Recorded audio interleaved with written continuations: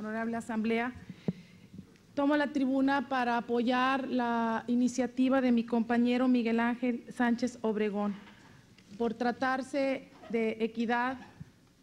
y género, y una cosa muy importante hoy en este siglo XXI,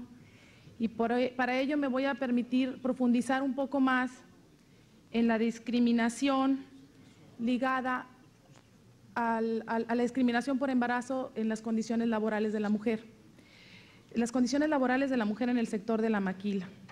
Las maquiladoras o fábricas de procesamiento para la exportación a lo largo de la frontera de México con Estados Unidos aportan a nuestro país más de 30 mil millones de dólares en ingresos de exportación y más de 500,000 empleos a los mexicanos, donde por lo menos más del 60% son mujeres. El sector de las maquiladoras mexicanos se creó en 1965 con los objetivos de industrializar el área fronteriza del norte del país por primera. Segunda, ofrecer empleo a una población al norte de México ampliamente subempleada o desempleada y contener la oleada de inmigración ilegal a los Estados Unidos. Esta industria representa uno de los más fuertes ingresos de divisas para el país, equiparable a los que aporta la industria del petróleo y del turismo. El sector de las maquiladoras en casi un 90% corresponde a la propiedad de compañías estadounidenses, aunque en los últimos 5 años tanto firmas japonesas como coreanas han aumentado su presencia en este ramo. Las mujeres siempre han constituido un amplio porcentaje de la mano de obra de las maquiladoras, alcanzando la estimable cifra del 80% a principios de los años 80, y aunque las proporciones de los hombres que trabajan en ellas ha aumentado a partir de estos años, las mujeres siguen siendo mayoría. Estas mujeres que laboran en el ramo de las maquiladoras no cuentan con las condiciones apropiadas que establece la Ley Federal del Trabajo vigente y con ello son víctimas habituales de abusos por parte de sus empleadores en lo referente al proceso de contratación, reclutamiento y selección del trabajo. Las maquiladoras exigen a las mujeres que se sometan a exámenes de embarazo como condición para la obtención del empleo. Estos exámenes son realizados por doctores o enfermeras empleados por las maquiladoras o por clínicas privadas contratadas que rigurosamente aplican a partir de muestras de orina y si el resultado es positivo, les deniegan el trabajo. Y en algunos casos, si la mujer queda embarazada poco después de comenzar el trabajo, puede ser maltratada y forzada a dejar su puesto del trabajo a causa del embarazo. El embarazo es una condición física ligada y específica a la condición femenina, por lo tanto, cuando las mujeres reciben un trato discriminatorio de sus empleadores por el solo hecho de estar o poder quedar embarazadas, están siendo sometidas a condiciones de empleo que no afectan a los hombres. De este modo, la discriminación basada en el embarazo constituye una forma de discriminación sexual, ya que afecta a una condición que solo las mujeres pueden experimentar. Otra de las maneras en que los empleadores determinan el posible embarazo es el de someter a las candidatas a un cuestionamiento indiscreto donde se les pregunta lo referente a su periodicidad en el ciclo menstrual, manejo de anticonceptivos y actividad sexual.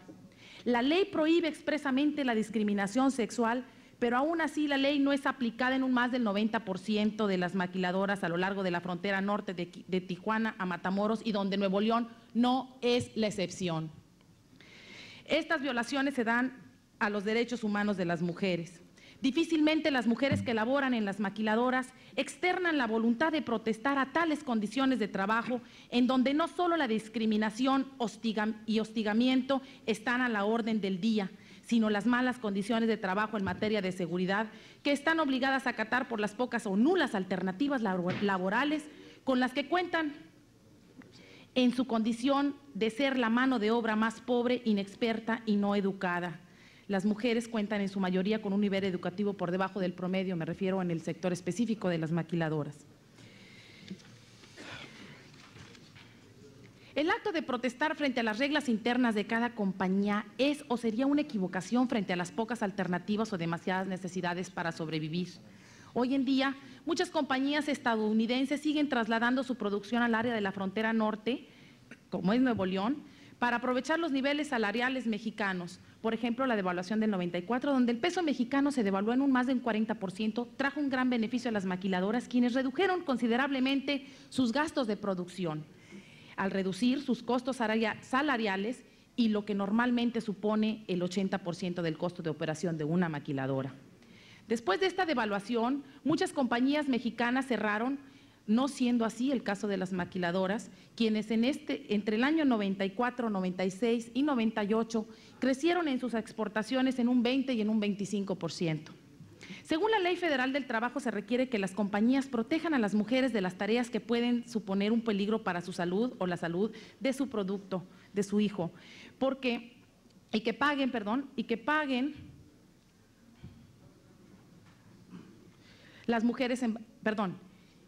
a las mujeres embarazadas un permiso de maternidad de 6 semanas antes del parto y de 6 semanas después del parto. Ofrezcan a las nuevas madres 2 descansos pagados extraordinarios de media hora cada uno para el periodo de lactancia a sus recién nacidos y ofrezcan también la posibilidad de que las mujeres embarazadas se tomen un permiso adicional de 60 días recibiendo el 50% de su salario durante el año posterior al nacimiento de su hijo. De este modo, los empleadores tratan de descartar el grupo de candidatas potencialmente más costosas para las empresas. En base a la discriminación sexual en el proceso de contratación y a la discriminación posterior a la contratación y a la utilización punitiva de las condiciones de trabajo, renuncias forzadas e intentos de forzar renuncias, así como el maltrato a las trabajadoras embarazadas, me permito apoyar la postura de mi compañero y amigo Miguel Ángel Sánchez Obregón. Muchas gracias.